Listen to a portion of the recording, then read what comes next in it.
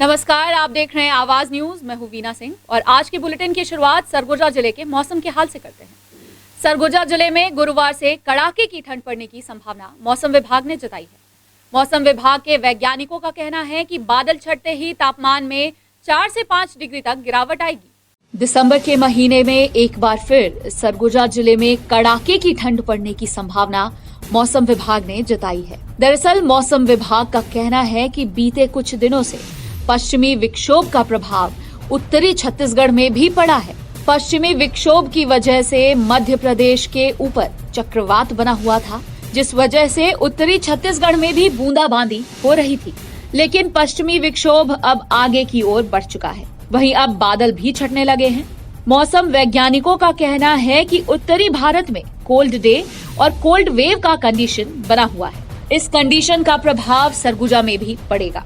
मौसम विभाग ने अनुमान लगाया है कि आने वाले 1-2 दिनों में सुबह के वक्त घना कोहरा छाया रहेगा और सर्दीली हवा चलने की वजह से तापमान में 4 से 5 डिग्री तक गिरावट आएगी, जिस वजह से कड़ाके की ठंड पड़ेगी।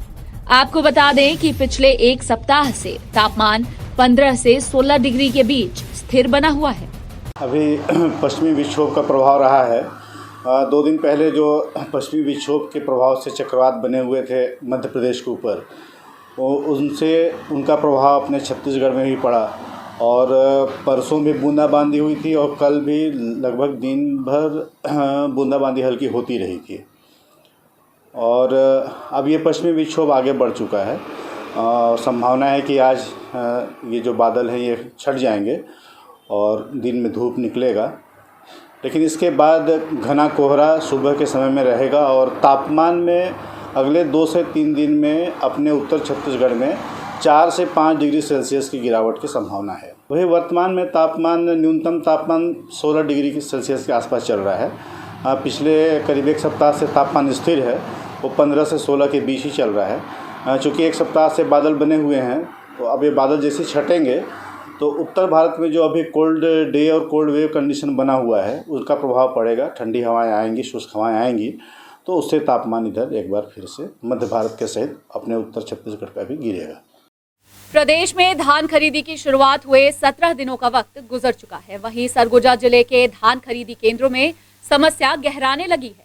किसान धान बेचने खरीदी केंद्र पहुंच रहे हैं, लेकिन उठाव नहीं होने की वजह से उपार्जन केंद्रों में धान जाम होने लगा है। बदलते मौसम के बीच सरगुजा जिले के धान खरीदी केंद्रों में समस्या शुरू हो गई है। पिछले 2 दिनों से हो रही बूंदाबांदी की वजह से समिति प्रबंधन को भी दिक्कतों का सामना करना पड़ रहा है। वहीं किसान भी परेशान होते दिख रहे हैं, जबकि धान का उठाव शुरू नहीं हुआ है। ऐसा ही कुछ नजारा दरिमा स्थित धान खरीदी केंद्र में देखने को मिला है। दरअसल दरिमा धान खरीदी केंद्र में 862 किसान पंजीकृत हैं। ये सभी किसान धान बेचने खरीदी केंद्र पहुंच रहे हैं, लेकिन अभी तक धान के उठाव की शुरुआत नहीं होने की वजह से उपार्जन केंद्रों में धान जाम होने लगा है। वहीं दरिमा धान खरीदी केंद्र में पर्याप्त शेड की व्यवस्था नहीं होने की वजह से खुले में धान पड़ा हुआ है।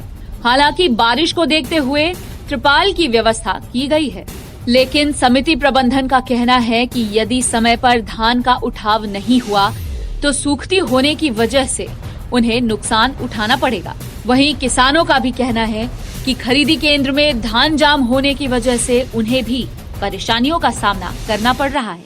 खरीदी केंद्र में जगह की कमी होने की वजह से किसानों को दिक्कतें आ रही हैं।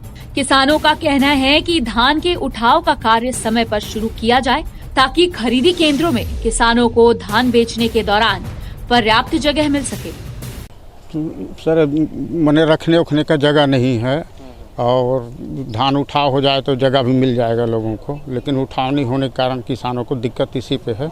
अब बाकी और कोई दिक्कत नहीं है। मौसम खराब कर रहा है सर, पानी आ सकता है, किसानों को तो और परेशानी है। पानी आएगा तो पानी से धान भीग जाएगा तो नहीं लेंगे। ये लेबर का तो हम ही लोग ढो रहे हैं जी। लेबर व्यवस्था तो नहीं है, ऊपर में है, नीचे में नहीं है। यहाँ से ढो के हम लोग वहाँ ले जा रहे हैं, ऊपर में हम लोग जमा रहे हैं।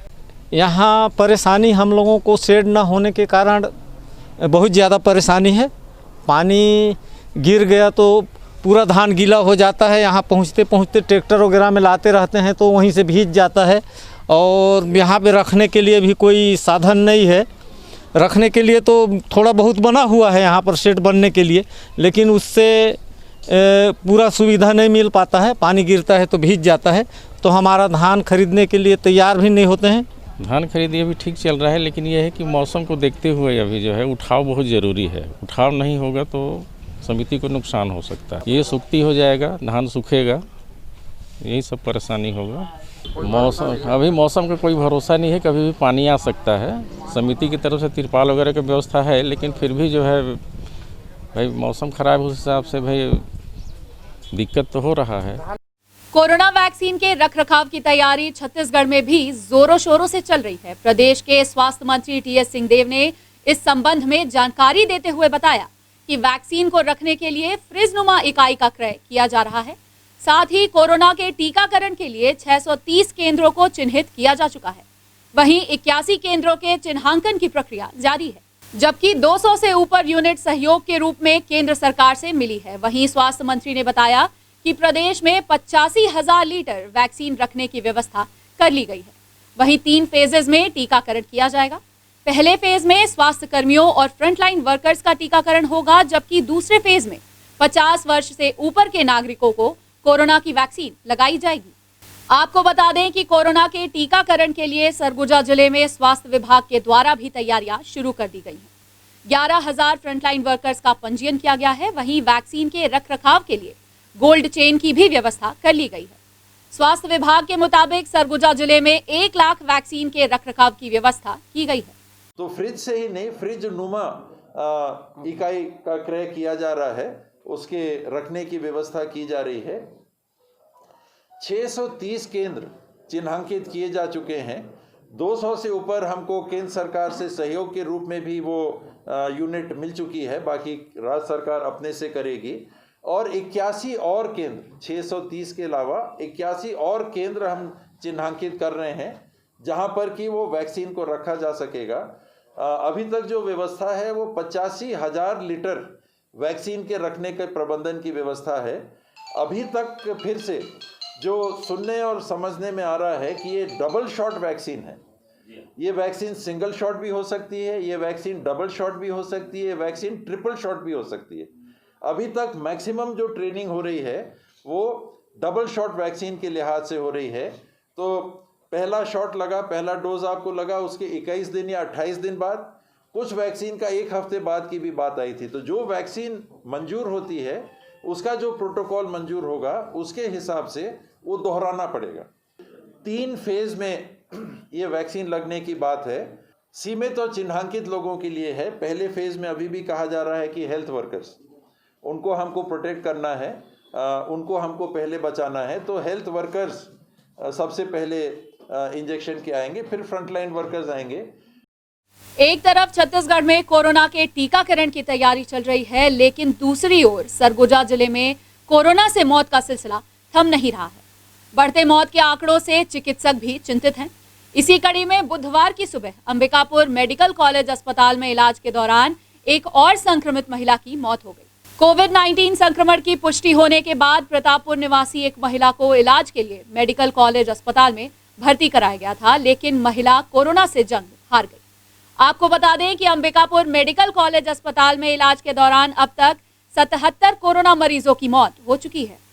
खबरों का सिलसिला जारी रहेगा। लौटते हैं एक छोटे से ब्रेक के बाद।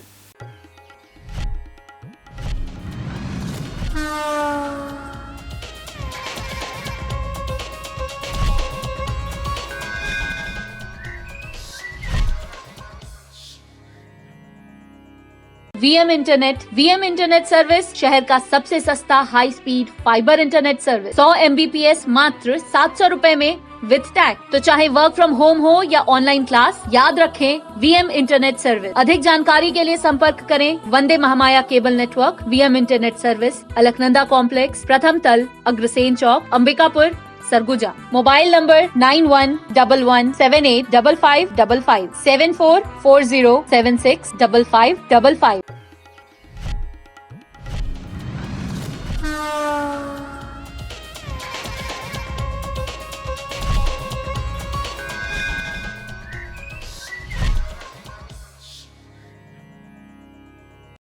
ब्रेक के बाद आपका स्वागत है। आइए बढ़ते हैं अगली खबर की ओर।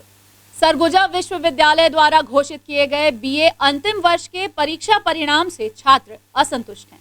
इस संबंध में छात्रों ने संत गहिरागुरु विश्वविद्यालय के कुल सचिव के नाम ज्ञापन सौंपा है और पुनः उत्तर पुस्तिका की जांच करने की मांग की है। संत गहिरागुरु सरगुजा विश्वविद्यालय द्वारा 3 दिन पूर्व बीए अंतिम वर्ष के परीक्षा परिणामों की घोषणा की गई थी, लेकिन जब परिणाम सामने आए तो कई छात्र हैरान रह गए। छात्रों का आरोप है कि उनकी उत्तर पुस्तिका की जांच सही ढंग से नहीं की गई है, जिस वजह से कई छात्र हिंदी व अंग्रेजी विषय में पूरक आए हैं। परीक्षा परिणाम से असंतुष्ट छात्रों ने यूथ कांग्रेस के नेतृत्व में विश्वविद्यालय के कुल सचिव के नाम ज्ञापन सौंपा है। छात्रों का कहना है कि वित्तीय कारण के चलते वे पुनः मूल्यांकन भरने में असमर्थ हैं। वहीं ज्ञापन सौंपते हुए छात्राओं ने मांग की है कि हिंदी और अंग्रेजी विषयों के उत्तर पुस्तिका की पुनः जांच कर सभी छात्रों को संतुष्ट किया जाए। विश्वविद्यालय के रजिस्ट्रार विनोद एक्का ने छात्रों को रैंडम जांच करवाने का आश्वासन दिया है। और मेरे को उम्मीद भी नहीं था कि मैं हिंदी इंग्लिश में फेल हो जाऊंगी, जो कि सर लोग फेल कर दिए। तो यूनिवर्सिटी से मांगे कि हमारी कॉपी दोबारा चेक हो और उसमें कुछ करें। पूरा पेपर लिखी थी लेकिन नहीं पता फेल कैसे कर दिए। आज यूनिवर्सिटी बच्चों को जो समस्याएं थी, final year BA final year के जितने भी छात्र छात्राएं थे, 75% छात्रों का ये कहना था कि हिंदी इंग्लिश के विषयों में उन्हें फेल कर दिया गया है। जिस प्रकार छात्र असंतुष्ट हैं अपने रिजल्ट को देखते हुए, आज रजिस्ट्रार सर से बात हुई और बात करके हम लोगों ने यह ज्ञापन भी सौंपा उनको कि हिंदी इंग्लिश के विषयों में जिस प्रकार से छात्रों को फेल किया गया है, पूरे के पूरे छात्र असंतुष्ट हैं और उनकी यह मांग है कि उनकी कॉपी की दोबारा जांच की जाए और सही तरीके से उन्हें अंक दिए जाएं। छात्रों की मांग ये है कि उनको विश्वविद्यालय ने अनुत्तीर्ण कर दिया है। इसमें मेरा ये कहना है, पहली बात, विश्वविद्यालय किसी छात्र को अनुत्तीर्ण नहीं करते। उनके द्वारा उत्तर पुस्तिका में जो लिखे गए प्रश्नों के जवाब के अनुपात में विषय विशेषज्ञ उसका मूल्यांकन करते हैं और उस पर अंक देते हैं। विश्वविद्यालय काम उन अंकों को संकलित करके जो हमारे ऑर्डिनेंस में जो प्रावधान है उसी हिसाब से उनको संकलित करके बैठा करके उनका परिणाम घोषित करना रहता है। मैंने छात्रों को यही आश्वासन दिया है, ठीक है, अगर आप लोग आए हैं तो मैं इसको रैंडम चेकिंग करा लेता हूँ। बलरामपुर जिले में आज तीसरे दिन भी पटवारियों की अनिश्चितकालीन हड़ताल जारी रही। सभी ब्लॉक कार्यालयों के पटवारी हड़ताली चौक पर धरने पर बैठे थे, जिस वजह से तीसरे दिन भी राजस्व का कामकाज प्रभावित रहा। प्रदेश स्तर पर राजस्व पटवारी संघ 9 सूत्रीय मांगों को लेकर कलम बंद कर हड़ताल पर बैठ गए हैं। पटवारियों के हड़ताल पर चले जाने से राजस्व के कई कामकाज प्रभावित हो रहे हैं। पटवारियों के अनिश्चितकालीन हड़ताल का असर धान खरीदी में भी पड़ा है। राज्य सचिव की नोटिस के बाद भी पटवारी हड़ताल से वापस नहीं लौट रहे हैं। अपनी मांगों को मनवाने के लिए पटवारी संघ अड़ा हुआ है। पटवारी संघ का कहना है कि जब तक उनकी मांगे सरकार मान नहीं लेती, तब तक वे अनिश्चितकालीन हड़ताल पर रहेंगे। आपको बता दें कि बलरामपुर जिले में लगभग 200 पटवारी कार्यरत हैं। सभी पटवारियों के हड़ताल पर चले जाने से न सिर्फ जमीन संबंधी कामकाज प्रभावित हुआ है, बल्कि धान खरीदी में भी काफी दिक्कतें आ रही हैं। प्रांतीय आदेश के आह्वान पे हम लोग 14 दिसंबर से आंदोलन पे 9 सूत्रीय मांगों को लेकर के बैठे हुए हैं। हमारे पटवारी में कई तरह की समस्याएं हैं, जिस शासन को पहले ही ज्ञापन दे दिया गया था, उसे ना पूरा करते हुए हम लोग ज्ञापन को दिए और उसके बाद उसमें हड़ताल पे बैठ गए। 1 तारीख से शुरू हो चुका है। एक तारीख को हम लोग जिला मुख्यालय में हड़ताल दिए हैं और 2 से 13 तारीख तक हम लोग काला पट्टी लगाकर हम कार्य किए और 14 से हम अनिश्चितकालीन हड़ताल पर बैठे हुए हैं। हमारी 9 सूत्रीय मांगी हैं, जिनमें से मुख्य रूप से भूया की समस्या है, जिसमें आए दिन हमें समस्याओं का सामना करना पड़ता है, क्योंकि बिना प्रशिक्षण दिए हमें कार्य का दबाव डाला जाता है, बिना प्रशिक्षण से हमें कार्य करने को कहा जाता है, जिसमें हमारी काफ़ी सारी समस्याएं उत्पन्न होती हैं कार्य करने में। बलरामपुर जिले के सचिव संघ ने संसदीय सचिव चिंतामणि महाराज से मुलाकात की है। साथ ही मुख्यमंत्री के नाम ज्ञापन सौंपकर नियमितीकरण करने की मांग की है। राजपुर के विश्राम गृह में सचिव संघ ने संसदीय सचिव चिंतामणि महाराज से मुलाकात कर सीएम भूपेश बघेल के नाम अपना मांग पत्र सौंपा है। मांग पत्र के माध्यम से सचिव संघ ने नियमितीकरण करने की मांग की है। सचिव संघ के जिला अध्यक्ष ने कहा कि पंचायत सचिव शासन की योजनाओं को संचालित करने के लिए गांव में काम कर रहे हैं, जबकि पंचायत सचिवों का वेतन काम के अनुसार काफी कम है। वहीं सरकार नियमितीकरण भी नहीं कर रही है। संसदीय सचिव ने भी सचिव संघ की मांगों को जायज ठहराया है। वहीं मांग नहीं पूरी होने पर सचिव संघ ने 26 दिसंबर से अनिश्चितकालीन हड़ताल पर चले जाने की चेतावनी दी है। हम लोग का मांग है कि 2 वर्ष परीक्षा अवधि समाप्त के पश्चात हम लोग को शासकीयकरण किया जाए, और अगर अब नहीं किया जाता है तो हम लोग 26/12/2020 से अनिश्चितकालीन हड़ताल पर जाएंगे। हम लोग यही मांग हम लोग का है। अगर 26 तक पूरा हो जाता है ठीक है, नहीं होगा तो हम लोग आज हम लोग माननीय विधायक महोदय को अपना मांग पत्र सौंपे हैं। हमारी मुख्य मांग है कि 2 वर्ष की परीक्षा अवधि समाप्त पश्चात सभी पंचायत सचिवों को शासकीय कर्मचारी घोषित करें। हाँ, इन्हीं मांगों को लेकर हम लोगों ने आज विधायक महोदय को ज्ञापन सौंपा है, और यदि हमारी मांग पूरी नहीं होती है तो हम 26/12/2020 से अनिश्चितकालीन काम बंद कलम बंद हड़ताल पे चले जाएंगे। सचिवों का ये मांग है, जैसे संविदा नियुक्ति होता है उसी तरह का इनका था। 15 वर्ष से जिसका ज़्यादा हुआ था उसका शासकीयकरण हो गया, बाकी लोगों का नहीं हुआ है। तो उसी चीज़ का मांग है। सभी विधानसभा में विधायकों के माध्यम से मुख्यमंत्री तक अपना ज्ञापन भेज रहे हैं। वही ज्ञापन देने यहाँ पर आए हैं, और वो उचित भी है।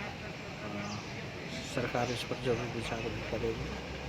बुलेटिन में फिलहाल सिर्फ इतना ही। शहर से जुड़ी खबरों के लिए देखते रहिए आवाज न्यूज। इस न्यूज के स्पॉन्सर हैं वीएम इंटरनेट, अलकनंदा कॉम्प्लेक्स, प्रथम तल, Agrasen Chowk, Ambikapur, Surguja, Chhattisgarh. VM internet service शहर का सबसे सस्ता high speed fibre internet service. 100 MBPS मात्र 700 रुपए में विद टैग। तो चाहे वर्क फ्रॉम होम हो या ऑनलाइन क्लास, याद रखें वीएम इंटरनेट सर्विस। अधिक जानकारी के लिए संपर्क करें Vande Mahamaya cable network, VM internet service, Alaknanda complex, प्रथम तल, अग्रसेन चौक, अंबिकापुर, सरगुजा। Mobile number 9111785555 7440765555।